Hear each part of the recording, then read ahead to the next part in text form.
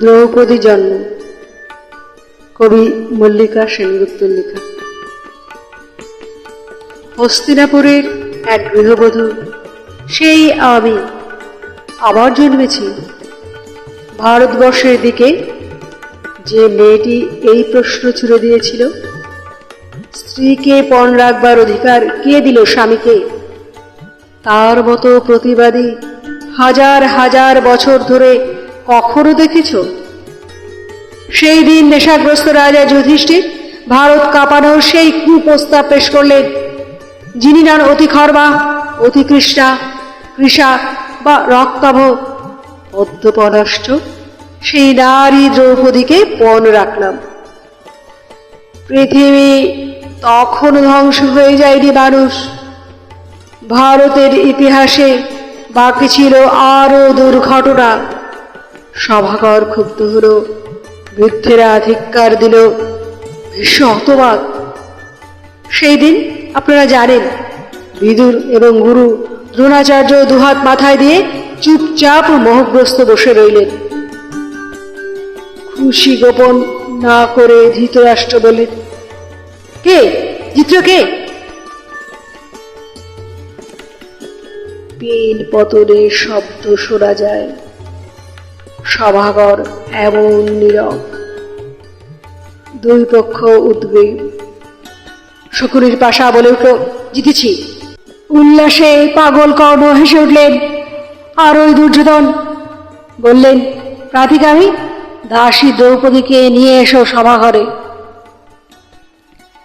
আমার প্রথম স্বামী অধমুখ, দ্বিতীয়ের অবরুদ্ধ ক্রোধ শান্ত করেন তৃতীয়।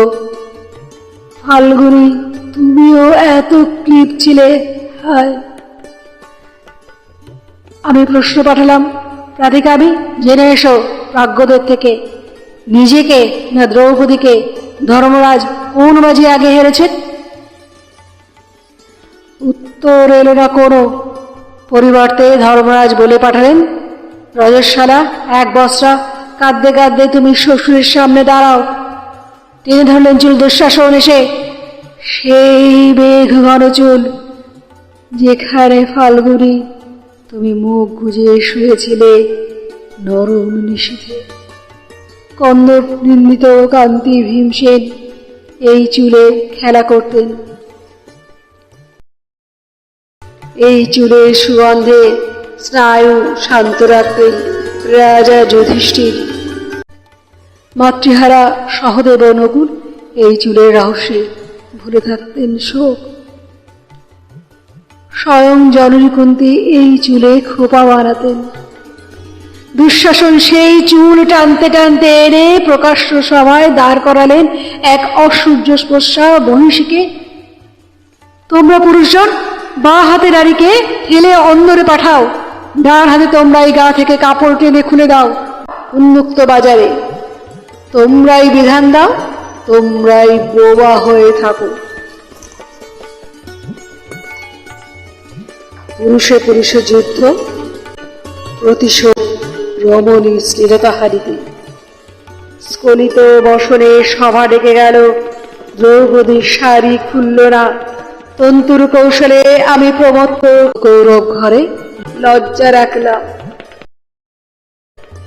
ওরে দুঃশাসন শোন, শত দেবতাও এসে তোকে বাঁচাবে না। মহাযুদ্ধে পাণ্ডবেরা প্রতিশোধ নেবেই এই দারুণ লজ্জার।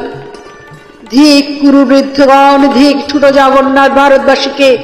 আপনারা চুপচাপ দেখলেন এই অধর্মের জয়। সারি সারি আর সারি রেশমের 7 রঙে ঢেকে গেল কৌরবের সভা। তবু গিট খুলল না লজ্জা বস্ত্রটুকু, তবু থেকে গেল দুঃস্বপ্ন শরীরে। শরীর দুঃস্বপ্ন, লেলিহান এই শরীর ছুতেছে, পুড়ে গেছে নগর বন্দর। এই মুখ চুম্বকের মতো টেনে এনেছিল নদী তীরে অসংখ্য তরুণী। আমার মতোই এক অভিশপ্ত রূপসী না আমি স্বয়ং। কি যেন আমার মুখ দেখে বলেছিল, থেমে থাকা ইতিহাস। তোমার সৌন্দর্য দেখে অন্য সব নারীদের বানরই লাগছে। কি বলেছে? বলেছিল জয়দ্রথ বনবাসে তাড়া করে এসে, হে পুরুষ, রূপ দেখলেই কেন হাতের মুঠোয় চাও জ্যান্ত মানবীকে, না পেলে তারই শাড়ি টেনে ধরো অশ্লীল হাসিতে। তার মুখ কালো করে দিতে চাও? বলো, দ্রৌপদীর বহুপতি বেশ্যা অতএব। আমি যদি বেশ্যা হই, তুমিও পুরুষ বেশ্যা কর্ণ মহামতি। তোমারও শয্যায় আসে বহুপত্নী বিবিধ স্ত্রীলোক।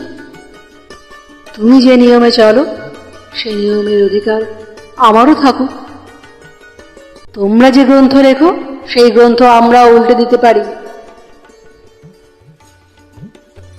শোনো কর্ণ, শোনো সবাযান, তোমাদের ছাইপাশ বিধিনিষেধের দিকে একটি বঙ্কিম প্রশ্ন। যখন আমি প্রশ্ন করি, তোমরা ভয় পাও। ভীষ্ম পিতামহ আমার, তুমিও মুখ লুকাও। ধৃতরাষ্ট্র বলুন, আমি কলঙ্কের যোগ্য কি রাজ? শ্রীলাল গাধা উঠল ডেকে, অশুভ সব শব্দ মহারাজ। দুর্যোধন উরু দেখান, উরুর নিচে শালিত অপমান। হতচেত যুধিষ্ঠির, বোঝেন না কিছুই মহাপ্রাণ। ঝড়ের মতন ফুসে ওঠেন একাই ভীমসেন। অর্জুনের আঙুল তাকে শান্ত রাখছে। এত সকল কাণ্ড শেষে ধৃতরাষ্ট্র আসরে নামলেন। বলেন তিনি, কৃষ্ণা, তুমি কি বর চাও বলো।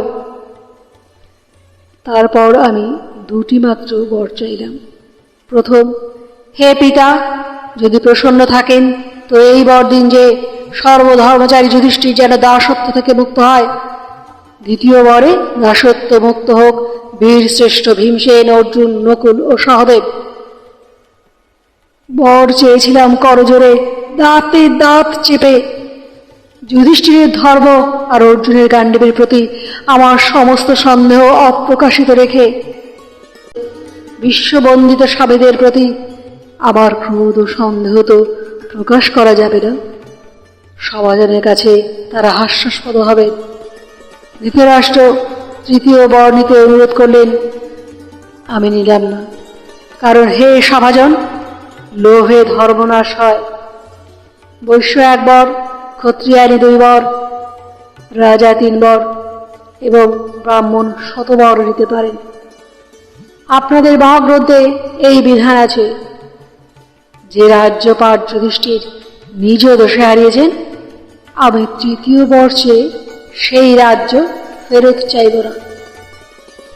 রাজ্য উদ্ধার করবেন আমার পৌরুষগর্বী স্বামীরা, কারণ আপনাদের মহাগ্রন্থে রাজত্ব বিস্তারী পৌরুষের শর্ত।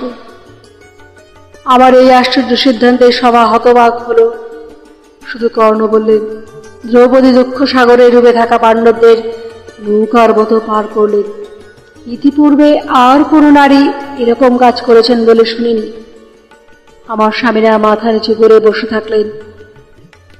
এছাড়া আর কি বা করতে পারতাম? অনেক পরে আমার ক্রোধ বিস্ফারিত হল, যেদিন বড়বাসের ঘরে কৃষ্ণ এসে সামনে দাঁড়ালেন। কৃষ্ণ, তুমি এসেছ, যদি শোনো আমার কথা। আমার কোনো যুধিষ্ঠির ভীমার্জুন নেই, আমার কোনো পুরুষ নেই, দ্বৈত নেই, বন্ধু নেই, পিতা বা ভ্রাতা নেই, আমার কোনো সমাজ নেই, পায়ের মাটি নেই। মধুসূদন, তুমিও নেই, তুমিও পাশে ছিলে না সেই নেই। আমাকে যারা শোণিতময় দেখিয়ে হেসেছিল, আমাকে যারা কলুর সাথে স্পর্শ করেছিল, এখনো তারা পৃথিবী জুড়ে দাপটে বেঁচে আছে এবং আমার স্বামীরা আজ সন্ধি চাইছে। ধিক আমার বেঁচে থাকার দুঃখ ইতিহাসে।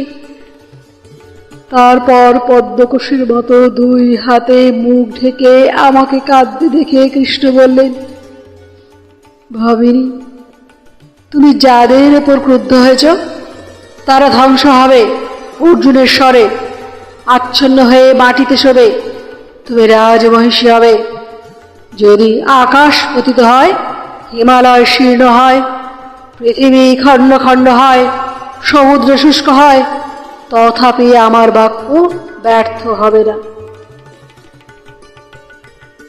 আমার অপমানের ক্ষতে সেই প্রথম মলম পড়েছিল। আমার মরুভূমির বালি সেই প্রথম অশ্রু শিখেছিল। কৃষ্ণ, তুমি আমার মনে সেই প্রথম বন্ধু হয়েছিলে, সেই প্রথম ভারতভূমি তোমার পায়ে প্রণাম করেছিল।